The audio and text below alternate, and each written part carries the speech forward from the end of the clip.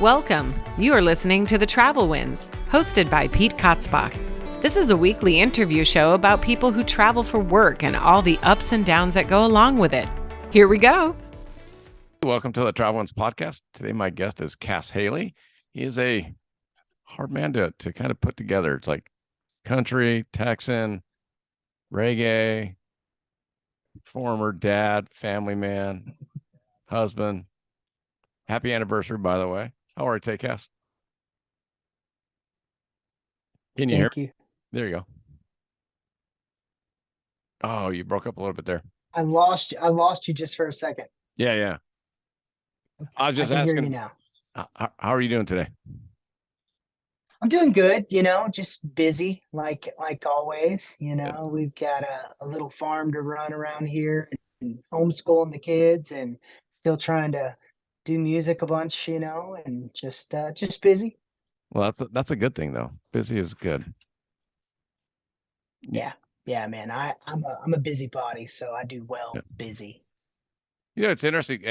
Obviously, I saw you on America's Got Talent doing the police cover, and you did really well on the show. But then I've been following you ever since because I'm kind of the same way. Like I love country music, but then I love reggae music, and then I love other music, but it's a weird combo, but you make it work.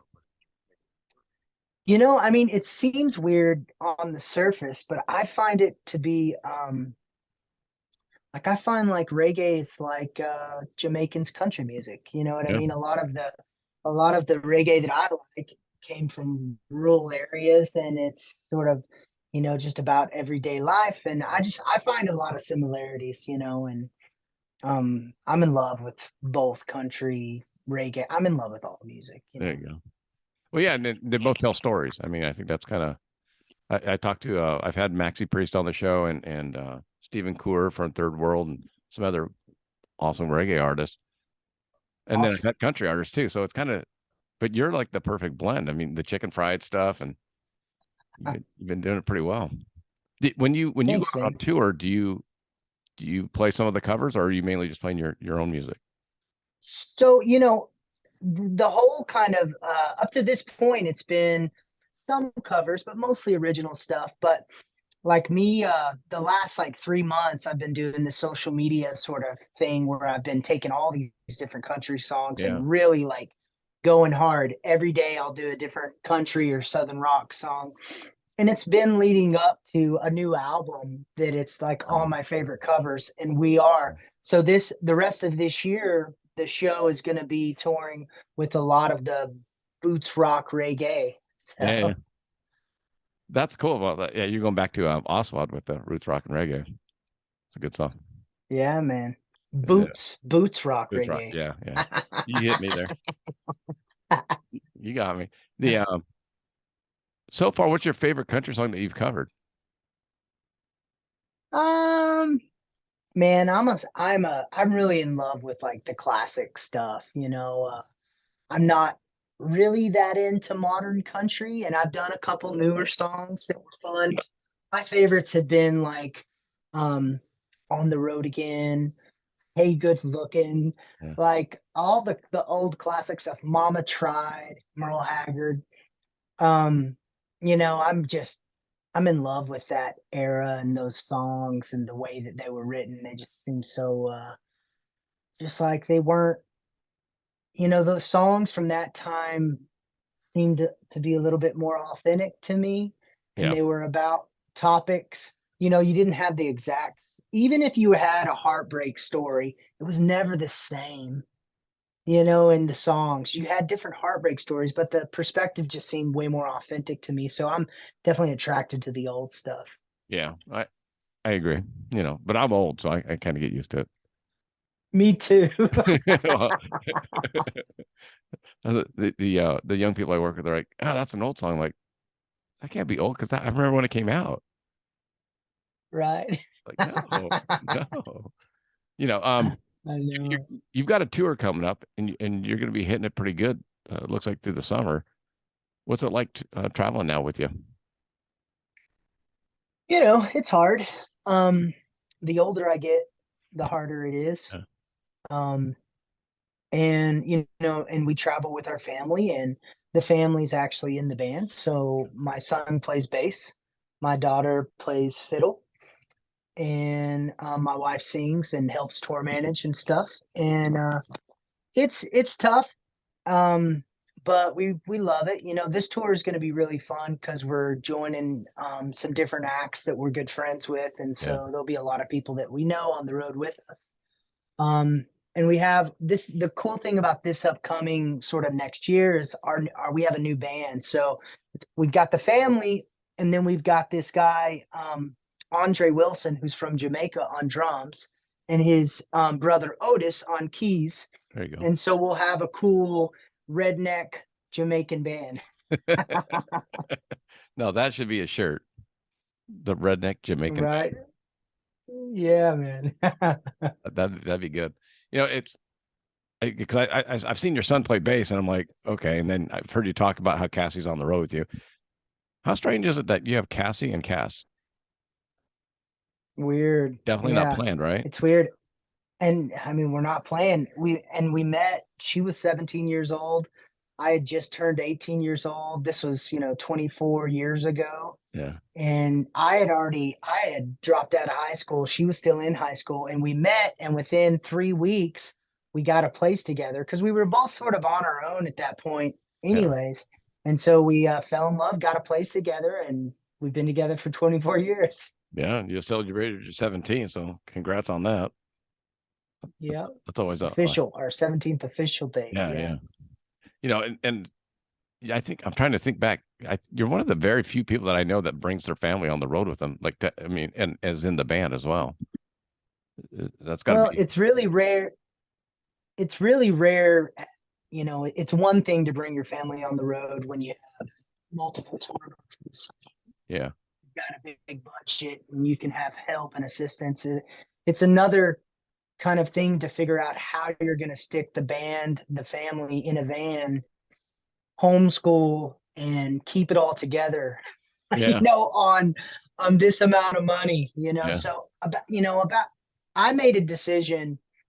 Up till 2014, I had toured by myself, or with a band, and the family was at home, and I was missing birthday parties, and we just, Yeah. my life was fragmented. So, in 2014, I had this big life change where I was like, man, I am going to not do that anymore. I don't want to be alone. I don't want to miss out on the moments. And, so I started touring with the family since, Eben was like, heck, he was 8 years old and Nola was just a baby.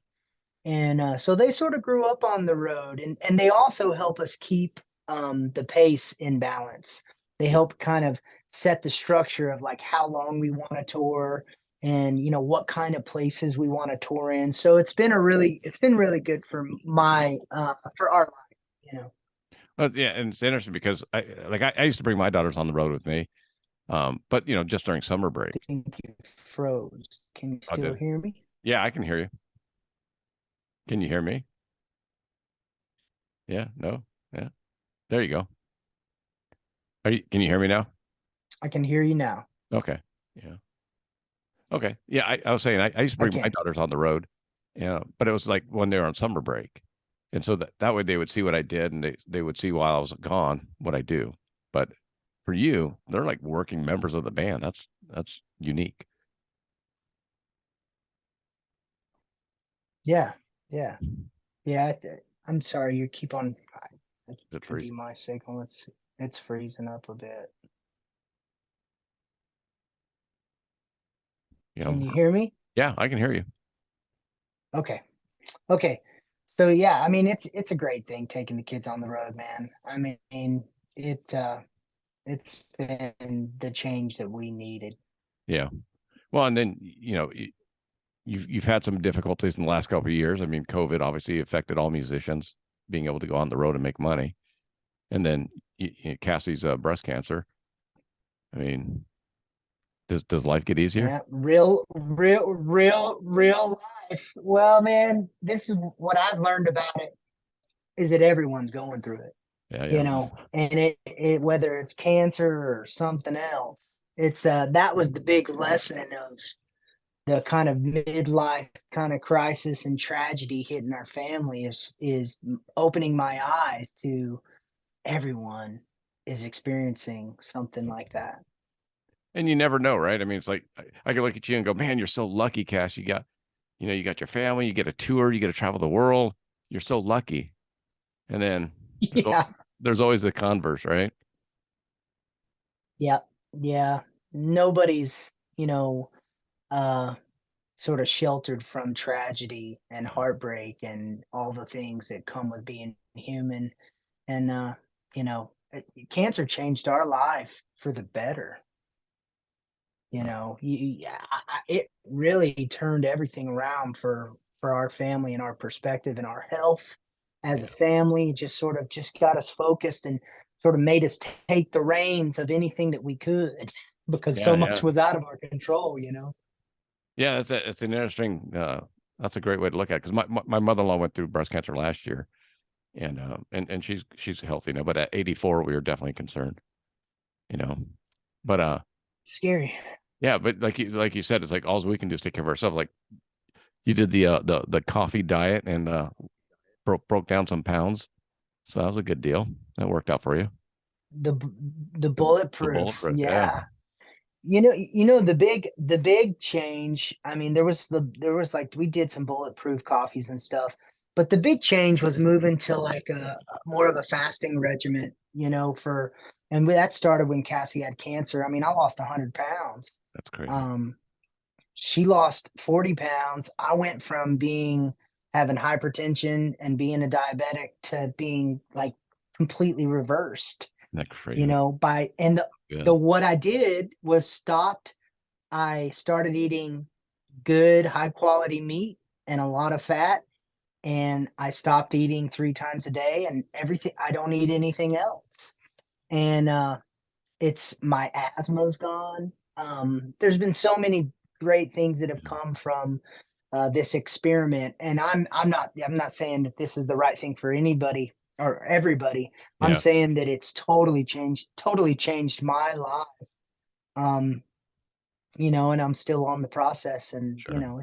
it feels good to not hurt sitting down and have your knees hurt. I was 335 pounds. That's a lot of weight. That's what I always tell people. It's like just carry around a 45-pound block, and then just add that to your Yeah. body. It's Or like, yeah, 4 8 eye blocks, you know what I mean? It's yeah, like, it's a lot of weight though. It's interesting because I was going to ask you one of the questions I've always asked people that travel is how do you stay in shape and diet on the road because there's typically not a lot of good choices when you're out traveling. yeah, yeah. You know what? We definitely build some items into our rider that the clubs provide, whether it's fruit for the children or cheese and meat kind of charcuterie trays. Yeah, My idea of eating healthy is very different from a lot of people. My idea of eating healthy is a piece of meat, yeah, preferably beef. So a lot of people like, oh, I'm cleaning my diet up. I got rid of beef and pork. And I was like, I'm exact opposite. I'm cleaning my diet up. I got on beef and pork. I yeah, eat, yeah, primarily ruminant based animals. But we'll usually it's really expensive to eat our version of healthy on the yeah, road.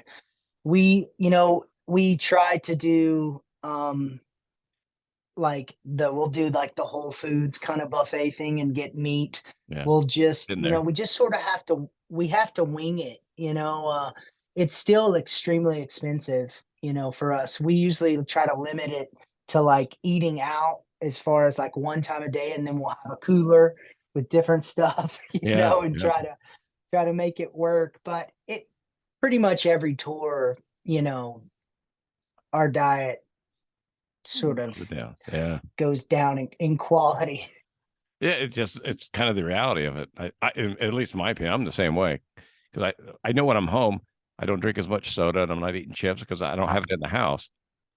But when you're driving down the road and you got an 8-hour drive and you stop and get gas and you go, well, let me just go in there and there are better options, but I tend to do that with you. Well, dude, it's a matter of the work.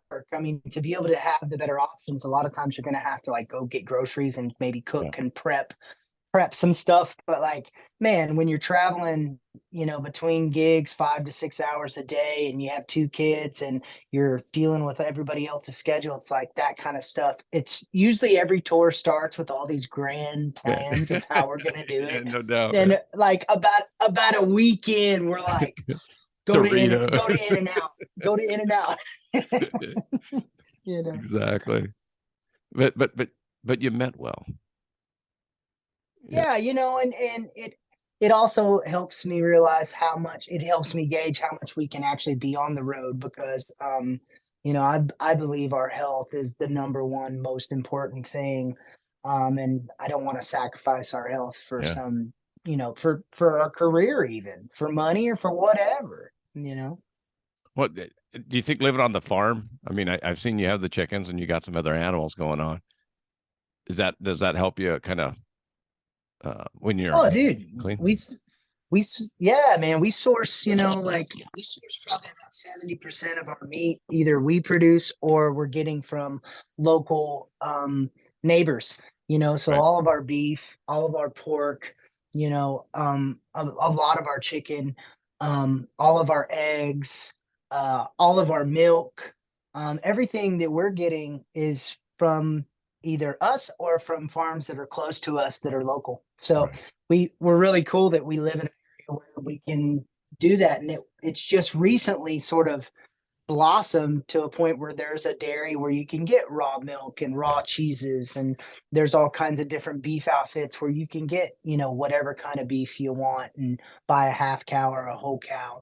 And then we've been raising red wattle pigs for about 7 years. So all of our pork, we have a constant supply of that. And we also sell our pork here locally in the markets and stuff. That's kind of the way it should be. And I mean, it wouldn't work for 350 million people, but I always tell people, because I have a lot of friends that own ranches and cattle and all that, and I go, but the stuff you're buying mainly at the stores and then in a lot of restaurants isn't that pasture fed chicken. It's the heavily processed chicken. Yeah. Totally different. Yeah. And it's like, I at first, when we went on this kind of like lifestyle change, we went hardcore organic, pastured, everything. And the deeper I get into it now, I'm just like, you know what? My focus is on local, that I can meet the guy. And if he, if there is some like, of course, with our eggs and stuff, those are all free range, but we get them. It's like they don't eat anything but what they find. We don't even feed them. They find bugs, and that's that. But I've loosened up a little bit on, if I'm getting it local, needing it to be pastured or organic, because the qualifications to be organic on a local farm, pretty, there's a lot of hurdles to jump through and stuff like that. So, I just try to focus on local, as hard as I can. I always tell people, but you're right, man. Go ahead. I always say, I always tell people that struggle with I go, better's better. So if you're eating 3 bad meals a day, make it 2 bad meals. You know what I mean? And if totally, if you're eating 2 bad meals a day, cut out one of them. Just better's better. So yeah, and I really identify and like it, with the perspective of that, like there's been no period in human history that we constantly ate 3 meals a day, maybe in the last 50 years, but you go back 50 years or, and beyond, the last 100,000 years, we were eating maybe once a day, if that.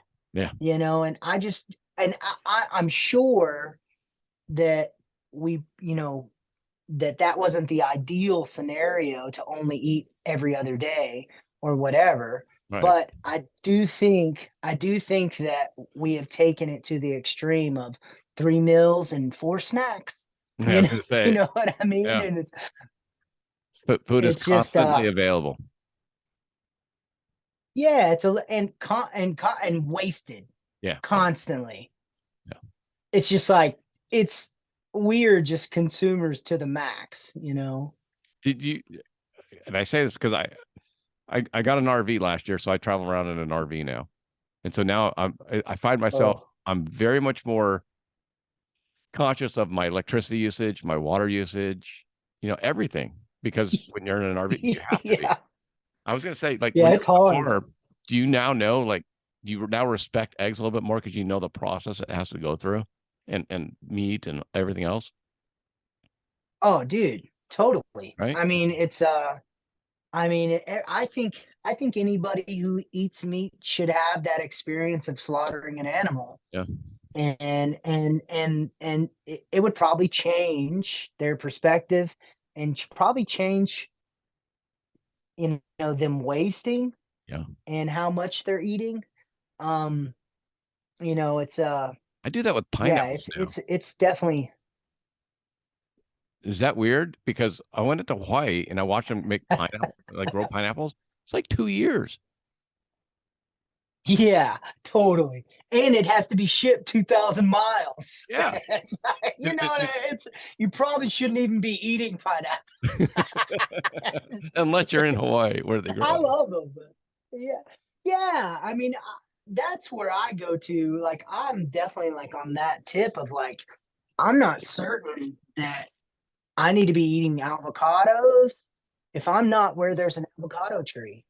Yeah. Um, and my genetics and my people definitely didn't eat avocados.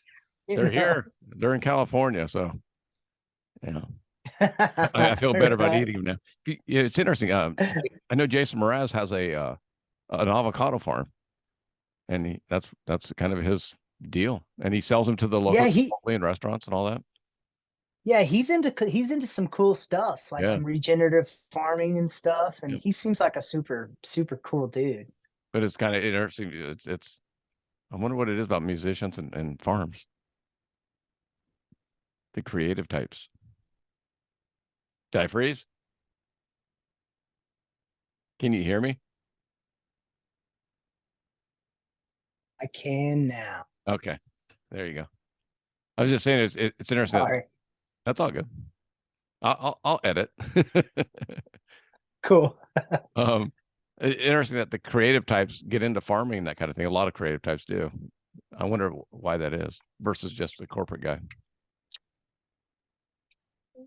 You know, probably a little bit has to do with privilege, of like success, and I mean, I know there's creative types that get into, I think it sort of goes to that kind of mind of like improving upon things and placing your creative will on something in a system probably goes into it as well. Yeah, Because I mean, that's what creatives are always, we get high off of something not existing, and then all of a yeah. sudden there's this thing, whether it's a piece of music or a piece of art or maybe a new garden. It's like it's that creative energy. Farming is that That, very it's the same thing.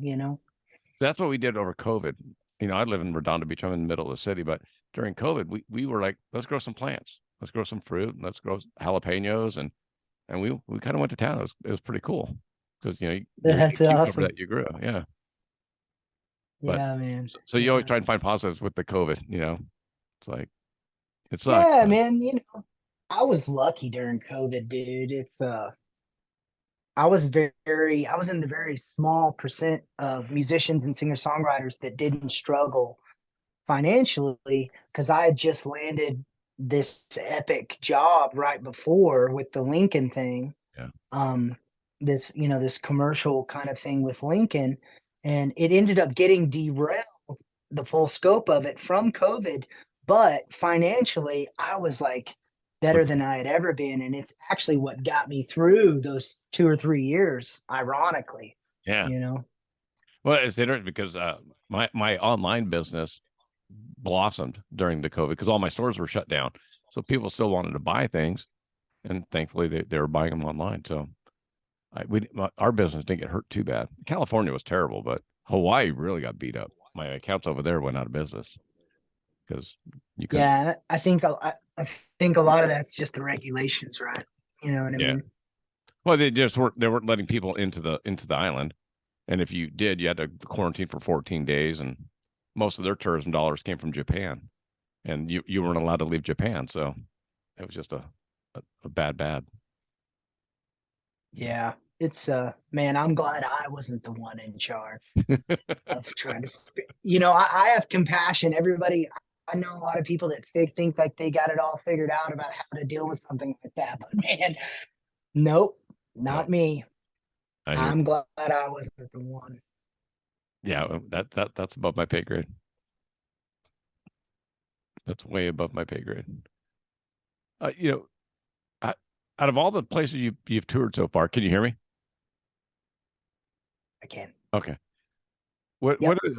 What's the most influential city that you visited, or state, or country, or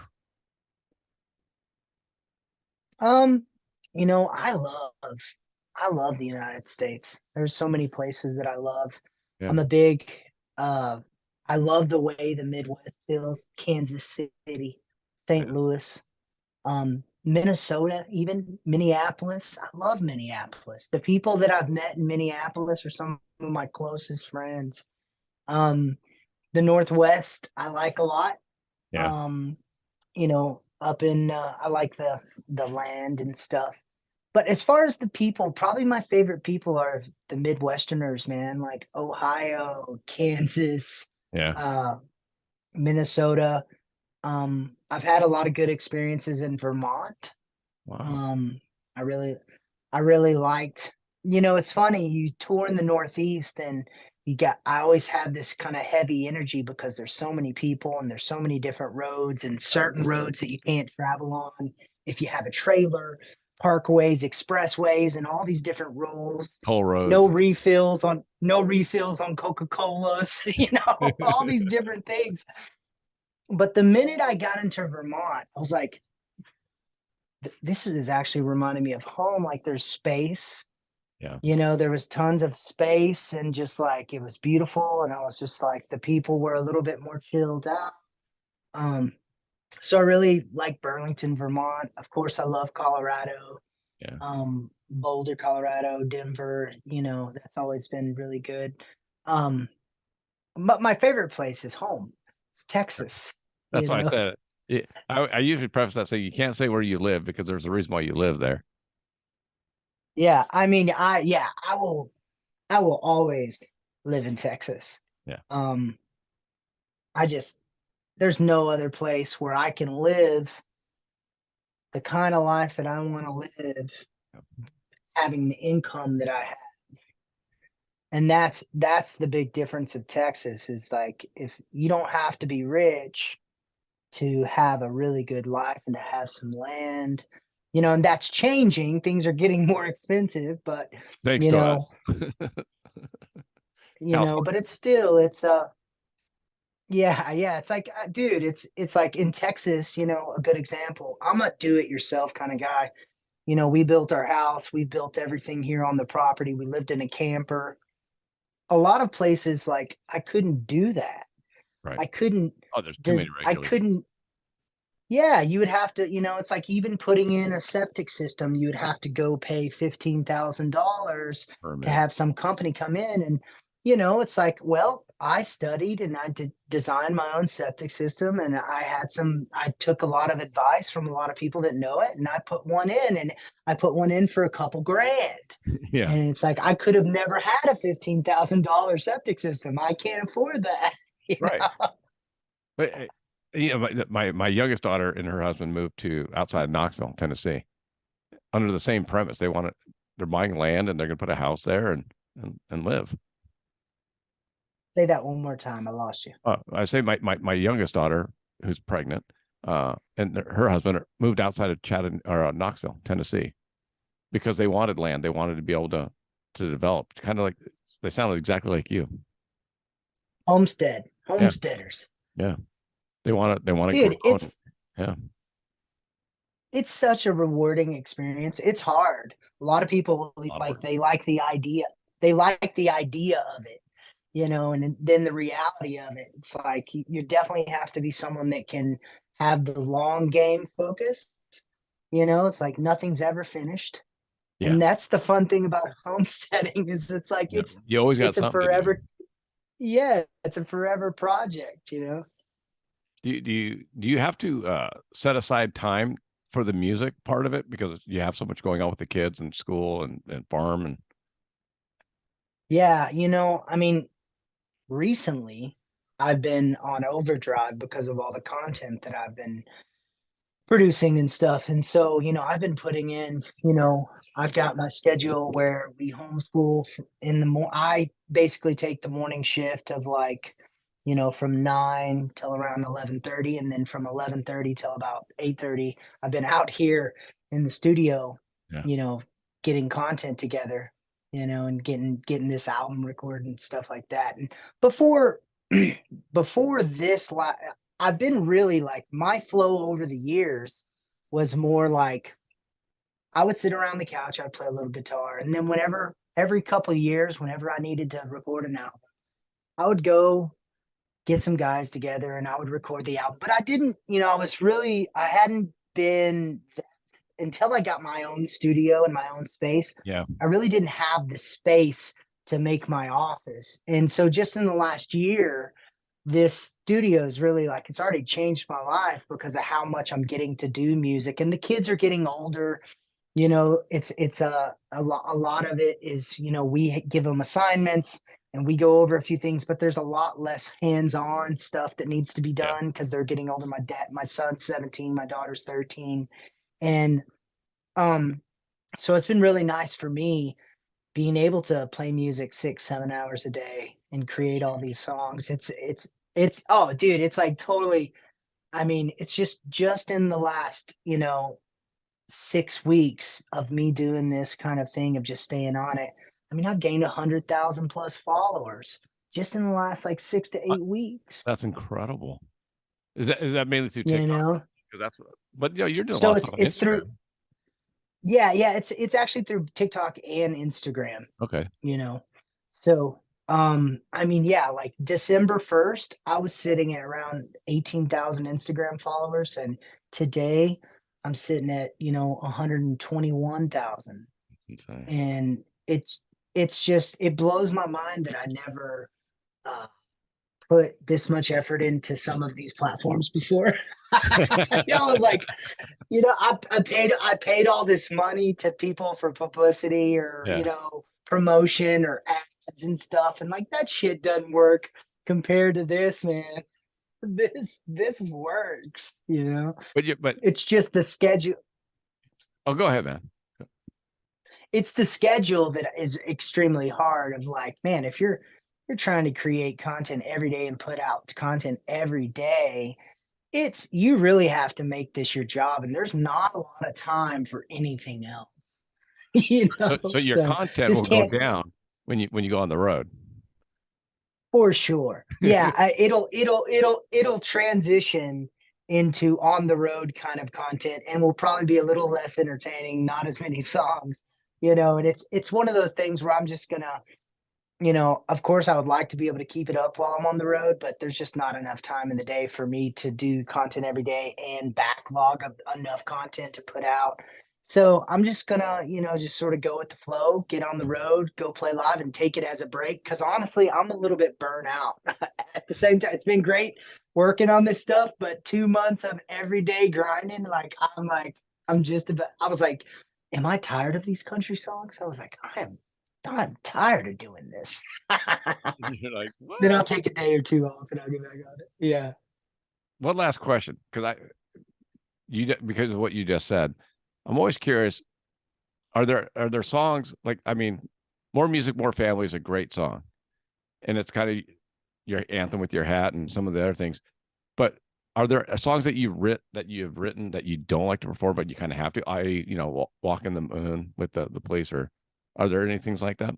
You know, there's some songs that I have a tough time performing.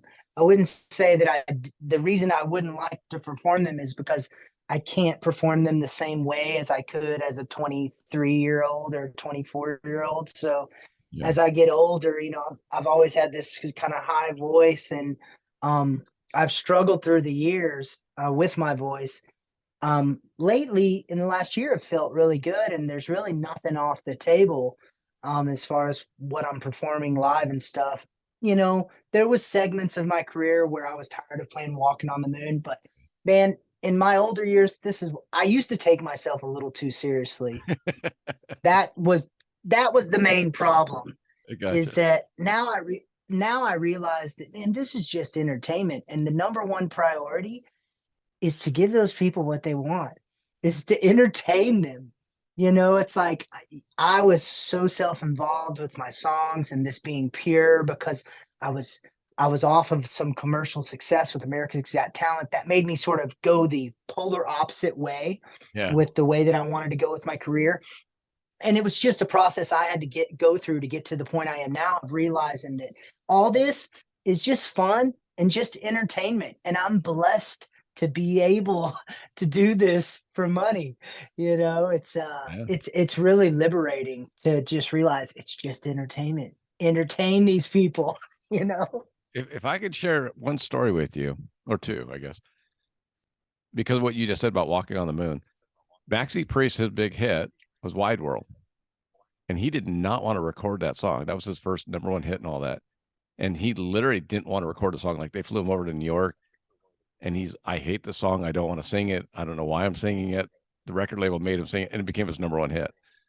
And he enjoys it now, but like for decades he didn't enjoy it. And then Keno McWhinney from Big Mountain was the same way because his big hit was a cover and he hated it. Yeah, somebody else's song. Yeah, Yeah. I think it's insecurity of our own artistry and our own, like, as artists, we all want to be accepted and seen as like authentic and a pure artist. And, you know, and I do think there's an element to that that is real. Like, you know, there's like integrity and authenticity to art. There's also integrity and authenticity into entertainment and performance. And like, I know now, you know, I have a catalog of 15 plus years of original music and have supported my family with original music and continue to write original music and will continue to release original music. But it's like, it's been just so fun for me just to not take myself so seriously, you know, and just, How do you think Chris Stapleton feels being a songwriter and then his biggest hit that he's going to have to sing for the rest of his life is a George Jones song? You know, Tennessee yeah, Whiskey, or not even his song. he probably feels real good with the amount of money he's got. It's all relative, right? But I mean, as a songwriter, he's still a creative. You're still sensitive to that. Yeah, you know. I mean, you know, fate.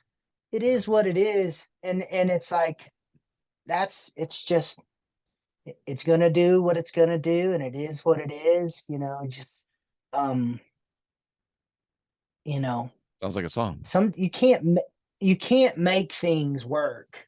Things work and things don't work. And it's like, you know, you just got to do your thing and just keep pivoting and keep switching it up and keep sort of trying to still keep that kind of like, to not get jaded and to keep that spirit alive of that you love doing this, you know, and find things like that. um yeah, it's interesting when you are an artist and you're also a product, and your name and your identity's wrapped up in that same product. It's a weird headspace, and that's why you have so many people that are weirdos, that they have they have sickness in the head, because the whole pursuit is kind of wacky, It you is. know. I talked to some of the cowboys that I know, like professional cowboys. They're I tell them I like you're a brand, and they hate that because they're just cowboys. But like their name means something because they're a two-time world champ and this and that, so they can get money using their name, but they hate it because it's just like you just said. And that's like not their world. Yeah, they just want to be on the range, They you do know. exactly. They just want to be out there where nobody's watching, Yeah, you know. they And would do it if they did. I yeah,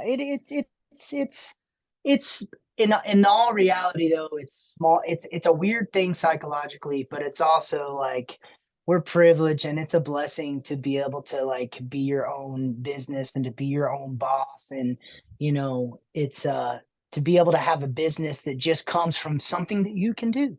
or just your name. You know what I Your mean? voice, It's yeah. like there's nothing else. There's not a crew of people that are going to actually do a service or anything. It's just like, it's wild. It's pretty cool though. Thank you so much for sharing all that. That means a lot because a lot of artists don't like saying that kind of stuff. Yeah, man. I mean, it's, I only know how to be one way. Sorry, how do I end this? Someone's calling me.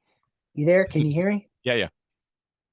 Sorry about that. That's all Well, good. dude, thank you for having me. And it's, it's been great talking with you. What's the best way for my listeners to see what you got coming up? Is it Instagram, TikTok, your website? Yeah, you could, check out Cas Haley Music on Instagram or TikTok or pretty much anywhere. CasHaley.com. They can check out for all my dates and stuff. But Instagram, if you want the daily grind, it's on Instagram. And hit follow for him, right? Hey, if you like it, Who doesn't like it, right? Dude, I'm amazed at the number of people that follow, but I'm also amazed at the number of people that unfollow. You know, it's like when you have an account that's booming, I mean, you might get to a place where you got 2,000 followers, new followers a day, but dude, there's 500 people Or that dropping are off. unfollowing. Yeah, it's weird. I was like, How's what that is it? work? What is it? Maybe it's bots, maybe it's fake accounts, maybe it's people that wanted to follow back. There's a lot of people that are following just to get a follow kind of thing. Yeah. Who knows? But it always still surprises me. I'm with you. I have not figured it out. I have my TikToks get anywhere from 200 to like 600, and then I have one stupid video that I took at the beach on the pier using the Jaws music. It has 320,000 views. Isn't that the way it works? Like I've It's interviewed all these Emmy winners, Grammy winners, all this. I get 600 views. yeah, I take a picture yeah, of the ocean. yeah. It's like cutting. You just post videos of you cutting your fingernails or toenails, and they do. It's like, yeah, it's micro attention, and it's Yeah, like it's wacky. I know that. very wacky. But you're doing a good job. That's awesome. And yeah, I know Thanks, man. you're going out to, you got Florida coming up, and then Mhm. Colorado, and then I'm going to try and hit you in May when you hit Ventura. That's the closest I see you coming to me. Cool. Yeah. Make sure you reach out, and we'll put you on our guest list. I don't. I try not to do that because it's your money, you earn it. Like that's why you're on the road. Okay. Your call. I always offer it. I appreciate it. But thanks again, and I'll look forward to more of your TikToks and your Instagrams. When's the album Thanks, coming bro. out? Do you know? Probably at the beginning of summer. Okay. Perfect. All right. Thanks, Cass. Appreciate the time, bud. Thanks. Appreciate you.